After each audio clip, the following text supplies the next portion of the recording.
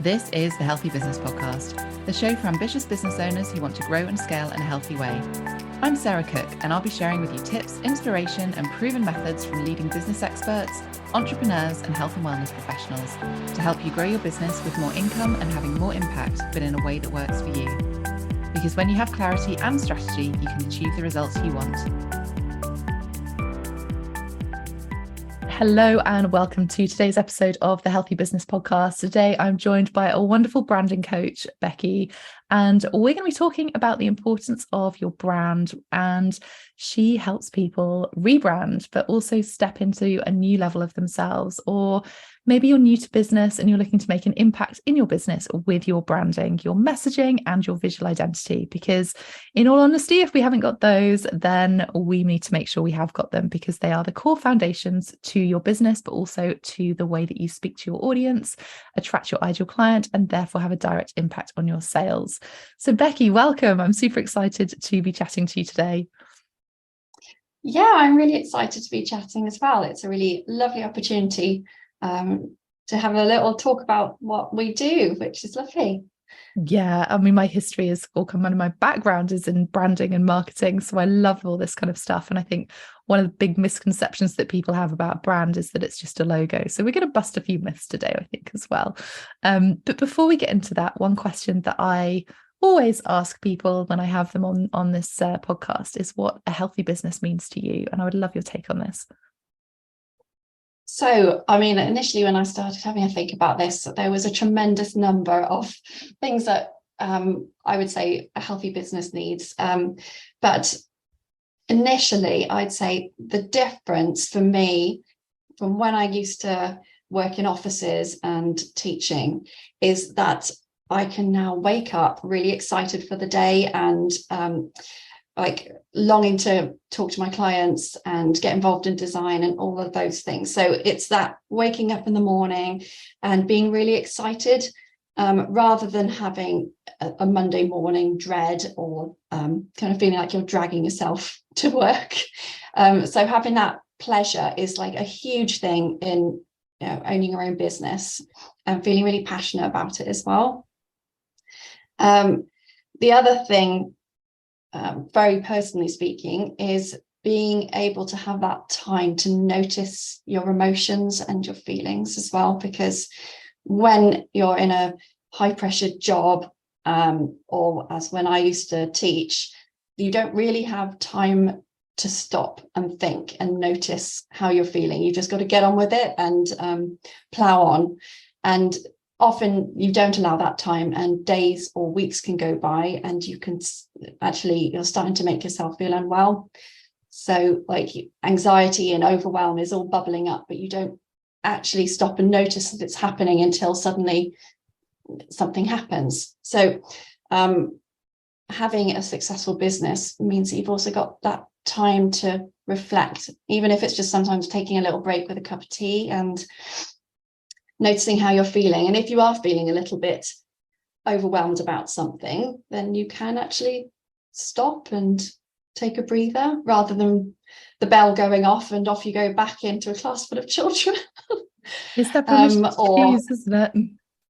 Yeah, exactly. So I think that's a huge thing for me personally. And also, of course, as most business owners would say, that striving at least for that freedom and the flexibility that comes along with things as well, because when you're working in corporate or in different offices, you have that guilt if you get the call from school or you would like to take some time off to go to the nativity. There's always that kind of feeling of, oh yeah, well, I'm going to ask to, but there's often it's met with some resentment from the boss, or so that flexibility to allow for opportunity to walk the kids to school in the morning or take a day off and go and do something that's sporting, or I like to go climbing,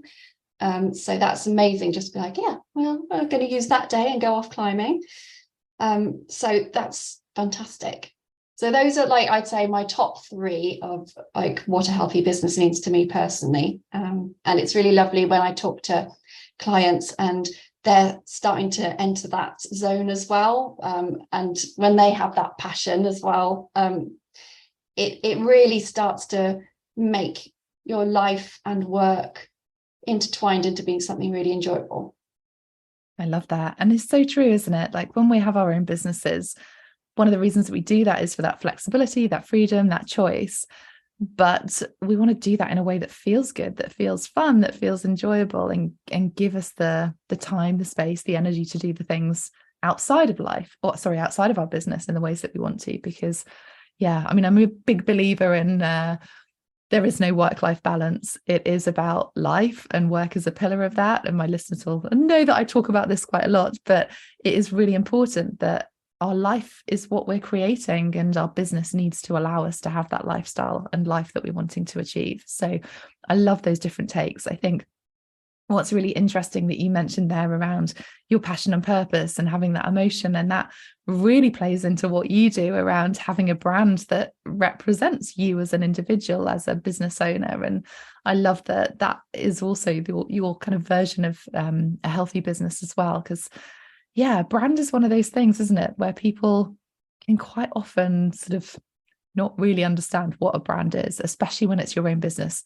and the importance of that, because there is that assumption that sometimes it's just a logo, and that can be created on Canva, and we just put something together super quick and that's it, I'm done. But even taking that time to reflect back on that, even if you've done that to start with, but actually reflecting on the importance of that.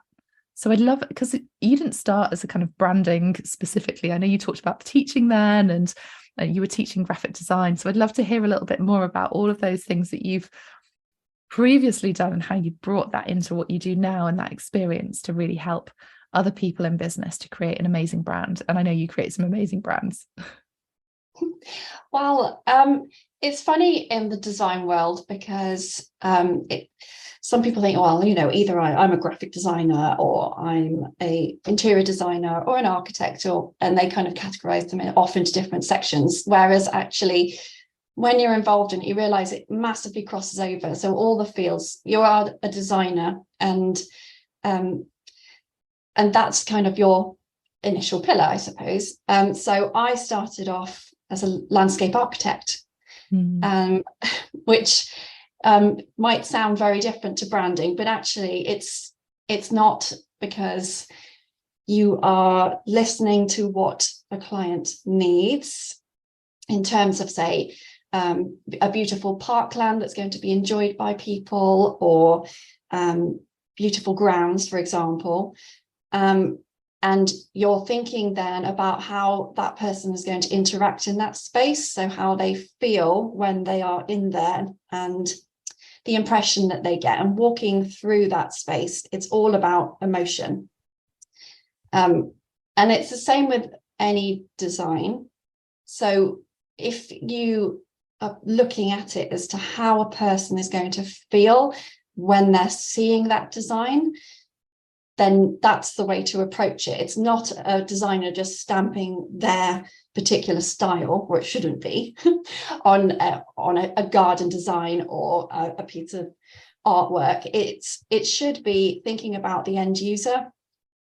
So interestingly enough, landscape architecture led very, very much into the graphic design field as well. So always starting with who your ideal client is going to be, and how you want them to react to what they're seeing that you've produced.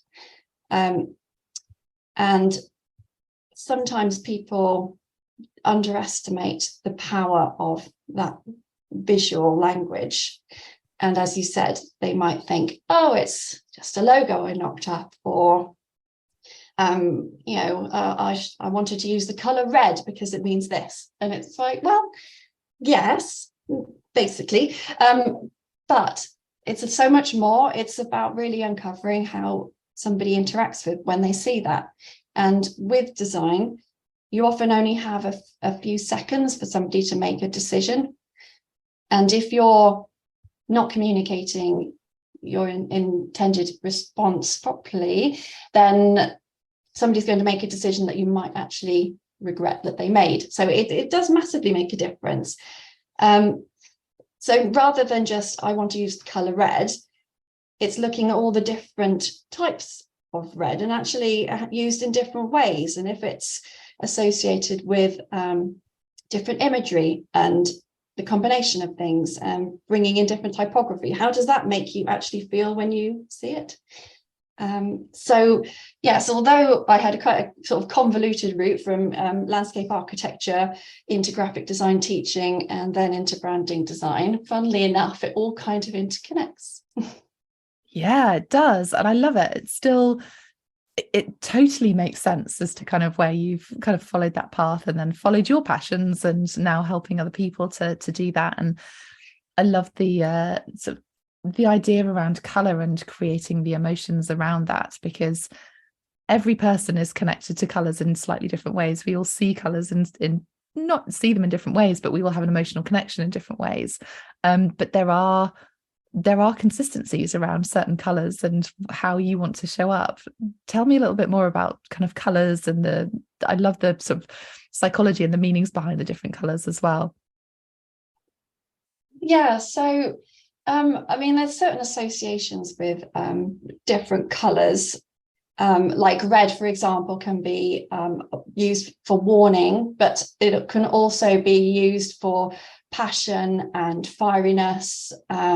It can be used very cleverly for just attracting attention and getting people to notice things. So just kind of stamping one opinion on it isn't necessarily going to be the one and only way. And it's the same when you think with blues, for example. So people might think, well, blue is a cool color, like, and that's its purpose. But actually, we have a whole range of blues, and the way that it's combined with other elements will speak to you. So yes, it can give you that cooling effect, but it also might be that trust as well. And we might associate blue with medical things, perhaps, but certain types of blue, and then other colors of blue might make you reminiscent of days by the seaside and sky blues or the ocean. So it's again never so easy just to kind of say blue means this and yellow means this. Although it can be a useful starting point, it's an interesting kind of exploration when you see yourself and actually start to analyze it in terms of you looking at different colors, perhaps even looking at different websites, for example, that you like, and questioning, well, why do I like that? Why does that stand out to me more than this one? Particularly if you're looking at a range of different successful websites, there'll be some that make you go, oh, you have that sort of relaxed feel when you see them. And noticing, well, what are the colors that they're using? What type of imagery? And is there movement in there that I'm being attracted to? When I see the typography, how does it make me feel? It's just such an interesting exercise when you start analyzing your take on things. The same as when you're choosing items in a supermarket, and why am I picking that one up over this one? Like, they're the same product. Why do I like this label better? Is it about texture, and is it about the color? So it kind of applies to everything we're in and everything we see, and it's an individual response, but you can also use it to your advantage in being able to attract certain types of people depending on the designs that you're applying.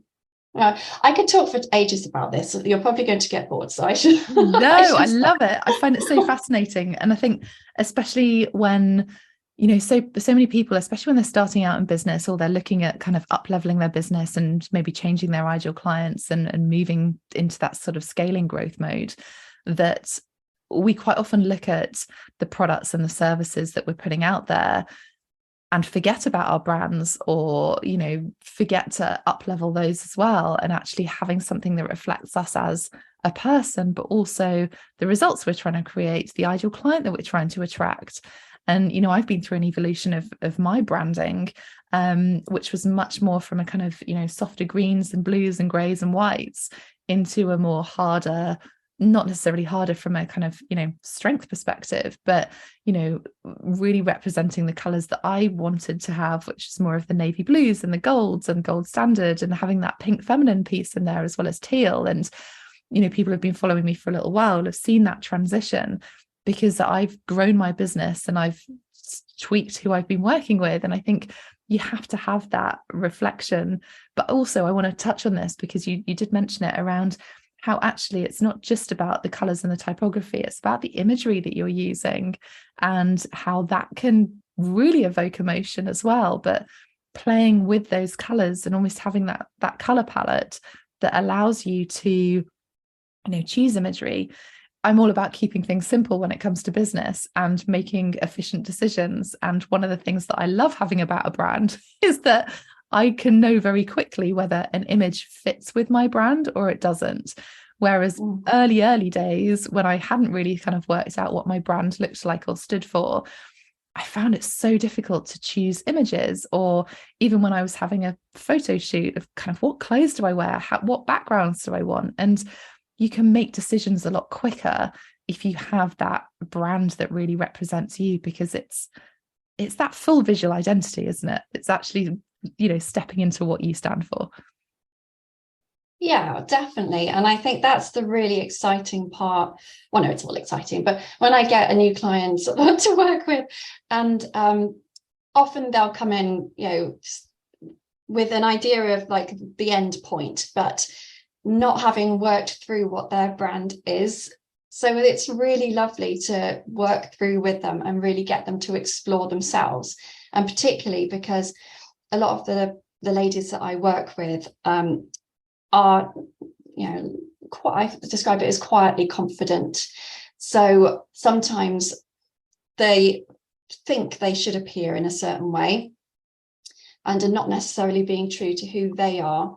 So they might think, well, I should be showing up as this, and this, because I've seen examples of people who do this and it seems to work for them. But actually part of branding yourself is uncovering an inner confidence in yourself and being proud of who you are and allowing that to reflect your branding. Because if everybody ended up looking the same, then it'd be very hard to choose between people. And also realizing that there will be elements of you as a person, when branded correctly, that will attract the right people to you, and very quickly. So that feeling, and you were saying about like knowing the right photographs for you, it's lovely because you've gone through that process and you've rebranded and recognized elements of you now that you want to show. And so that's a really nice time when somebody comes and either is branding for the very first time or has decided to rebrand because they are recognizing that they've outgrown how they used to present themselves. It's just a very sort of satisfying moment when people start to kind of step into that new level and understand how that's going to be represented to people when they see them presented in photographs. So when you know what you're going to ask your brand photographer, for example, and how you're going to communicate to people, it's lovely.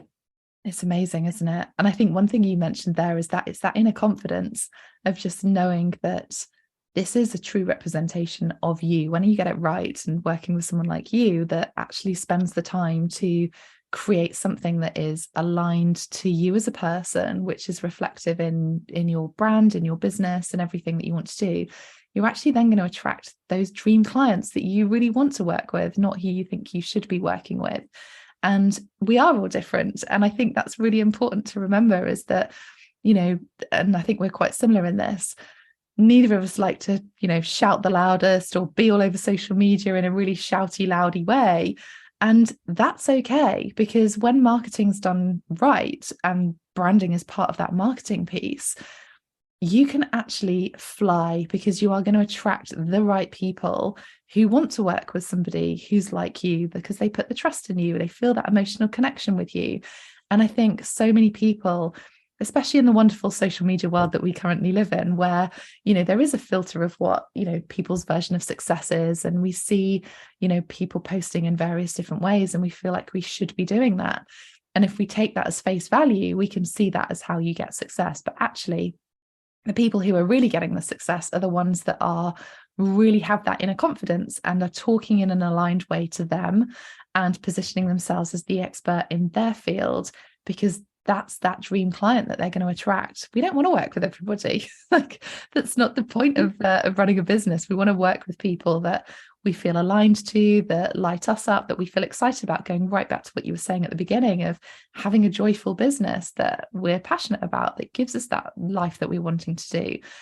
That comes from working with people who you want to work with and that really you get excited about it, which then, reverse engineering comes right back to who you are as a person and that brand that represents you as a person. Because let's be honest, our businesses, we are our own brand as well.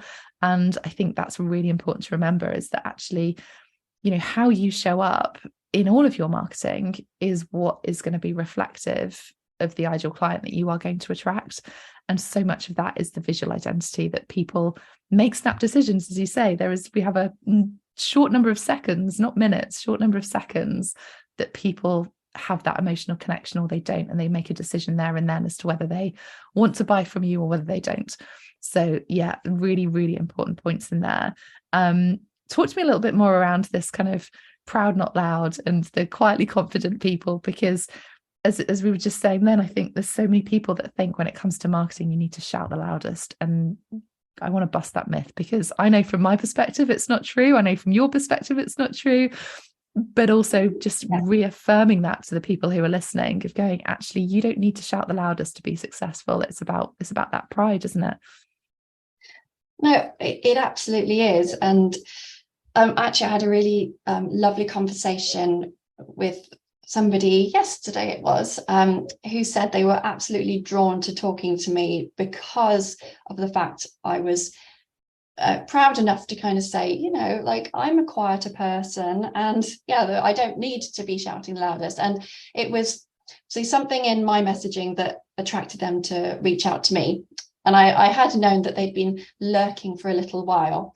But see, because I am also a quietly confident person, I am also the type that would have done plenty of lurking in the past as well. And you have to recognize that there are lots of people like that.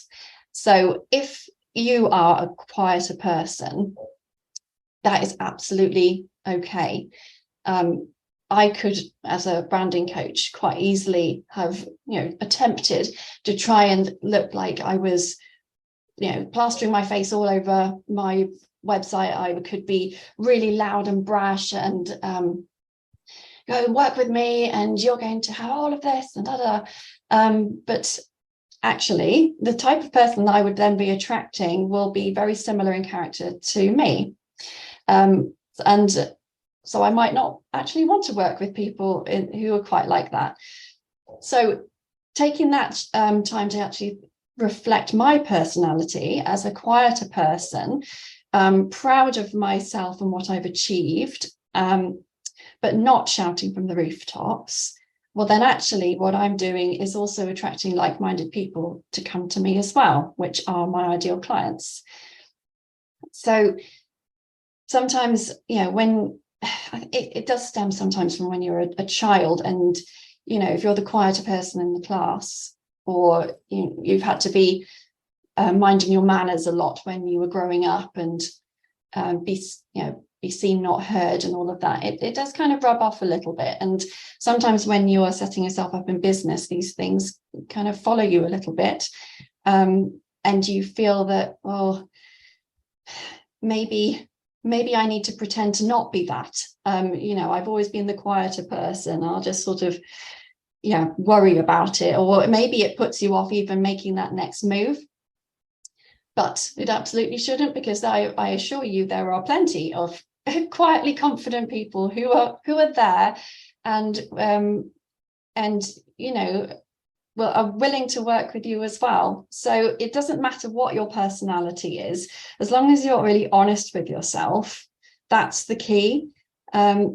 And if you know the type of person that you really want to work with, that person that lights you up to work with, that you feel excited jumping out of bed in the morning, like, oh, I'm going to go and talk to them today, and we're going to work on their branding. You know, that is through being honest and upfront about your personality.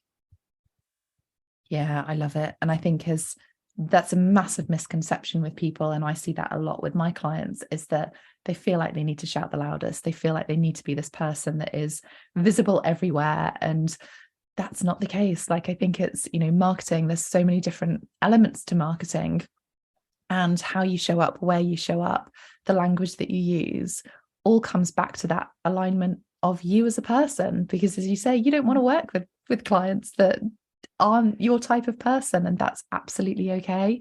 And I think even when you're creating, if you've got physical products as well, and really looking at those brands or the packaging of those as well, you want that to feel aligned back to your brand, and it has that cohesiveness, it has that consistency as well. And it isn't just about putting something out there. Like you were talking earlier about the supermarket, and I share this example lots about, the jam aisle, strawberry jam. Like there are so many different types of strawberry jam, but actually we're all attracted to a certain thing. And these brands don't just decide on a label and stick it out there and see what happens. There's so much research done about the type of person that they want to buy those products, to connect with them on an emotional level, because when you have an emotional connection to something, you're much more likely to continue buying from them and continue working with them. And that's what I really wanted to kind of have with this conversation with you, and why I wanted you on the podcast, to kind of bust those myths a little bit, that this isn't just about choosing a color for the sake of it, or getting a logo out there for the sake of it, or just getting a website up there for the sake of it. There is thought that goes into it, and when you get it right, you can't compare it, because you will fly. Like, you will attract your dream client, the sales start coming in, you feel so much more soul aligned to your business, that passion comes through, that joy comes through, and ultimately you're then having a business that allows you to hit your goals and do things in the ways that feel good for you as well. So how do you, if someone's thinking, okay, this all makes sense, I totally get it, how do you start working with someone? Like, what's your process of when you're working with someone new, maybe that's either looking for a rebrand or just starting out in business? What process do you take them through? Give us a little snapshot insight into that. Yeah, okay. So, I mean, initially, I will always have a really good conversation with people and check that, we are aligned, because that's really important. Most of the time, the people who are coming to me are, because that's the reason that they've come. But it's so important to kind of make sure that we've got a really good, strong connection. I will always find out how passionate somebody is about their business as well, because that's all I really am looking for, is somebody that is, it doesn't matter if they haven't got like a huge plan ahead. They as long as they have a love of what they're going to do and what their business is going to achieve. And when you talk to somebody, if they're able to explain it and you see their eyes bright and they're talking about the difference that they're going to make, then that's all you need really, as a starting point. So when we start working together, I tend to sort of divide things into 3 categories. And so people think they're going to start off by, okay, we'll jump into making a logo, which is not the case. There's a whole section that we have to work on before we even get to colours and logos. And that is when we really explore them and find out their mission and what they want to achieve and who they want to attract. And start doing some of that uncovering work to find out more about them. And it's been described to me by some of my clients in the past as brand therapy, which did make me laugh. So it stuff can that we be don't quite ever stop to think about, though, isn't it? It's the stuff that's so inherent in us that we just don't really think about or stop to think about either. That's it. And when you do start exploring it, it can get a little bit emotional, but in a good way. And that's part of drawing out that inner confidence. So it's just a lovely process.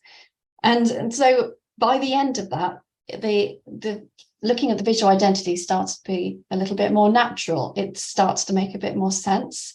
So then the client understands it's not just the logo, or I'm going to pick the color blue. They're starting to align their brand with how they can visually represent themselves. So we'll work together then on designing their logo and getting the visual identity sorted.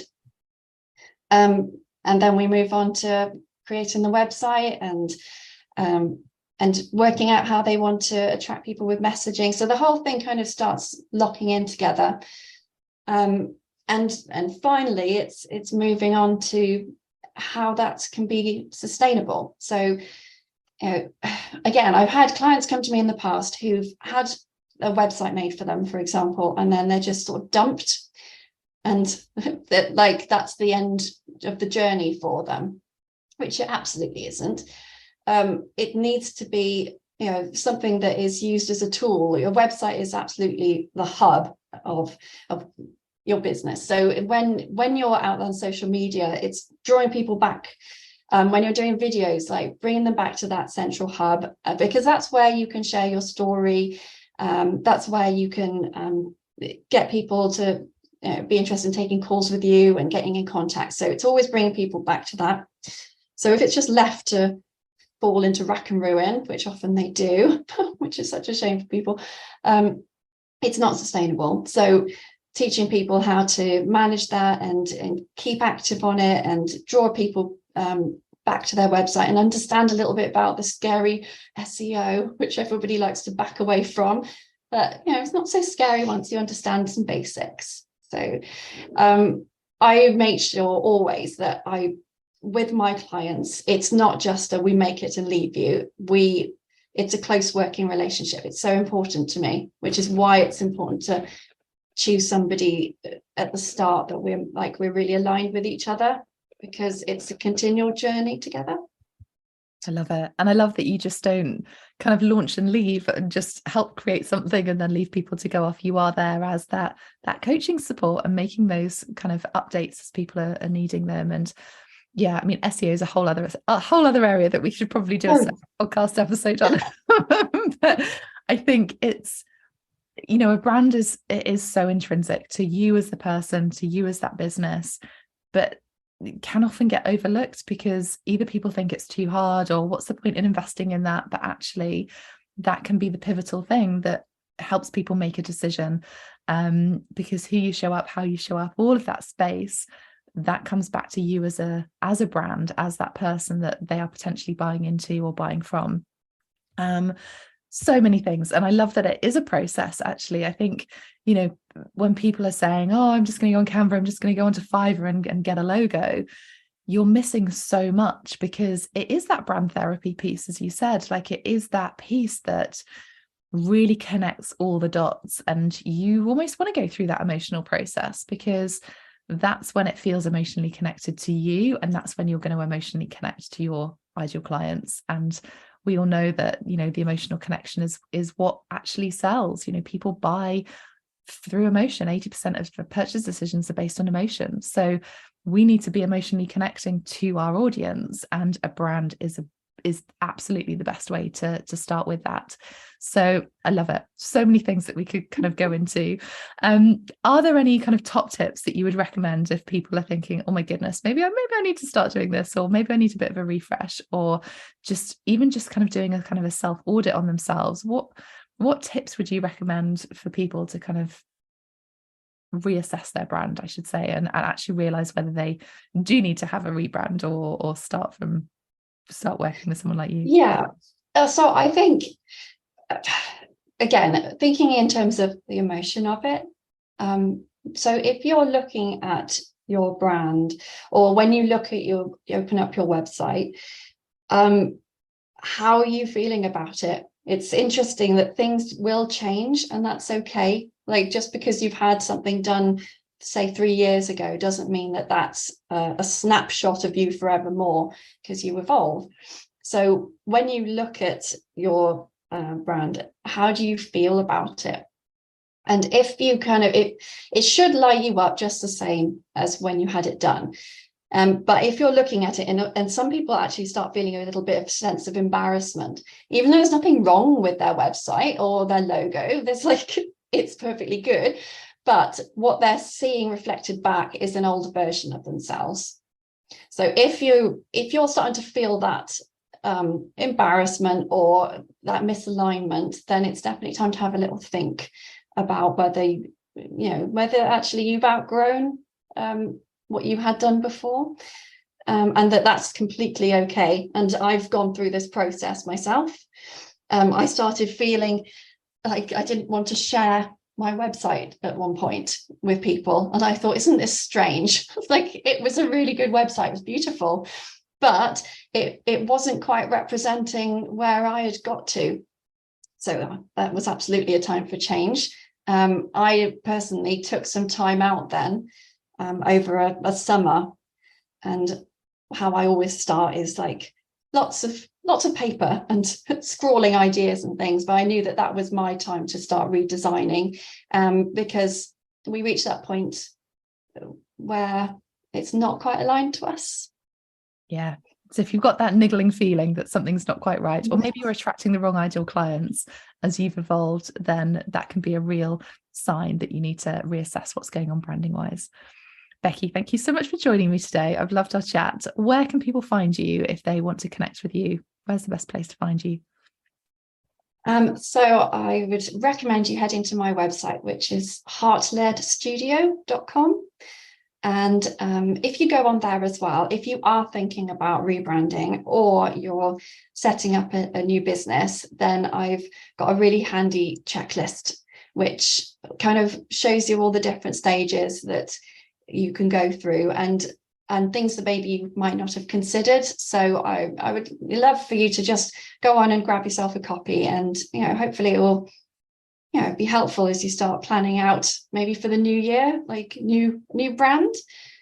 That would be great. Absolutely. Yeah, it's a great time of year to just reassess things, take stock of where you're at within your business. And if you're not achieving your sales that you want to, if you're reassessing things from a branding, up-leveling perspective, you've changed, you've evolved, now is absolutely the time to get in contact with someone like Becky and go check out her website. It is amazing.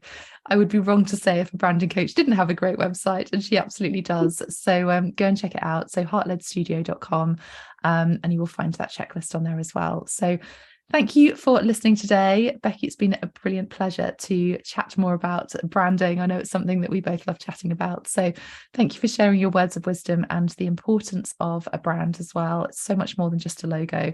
And hopefully we've busted a couple of those myths today. So I will see you on the next episode of the Healthy Business Podcast. I'm Sarah Cook. Have a wonderful rest of your day.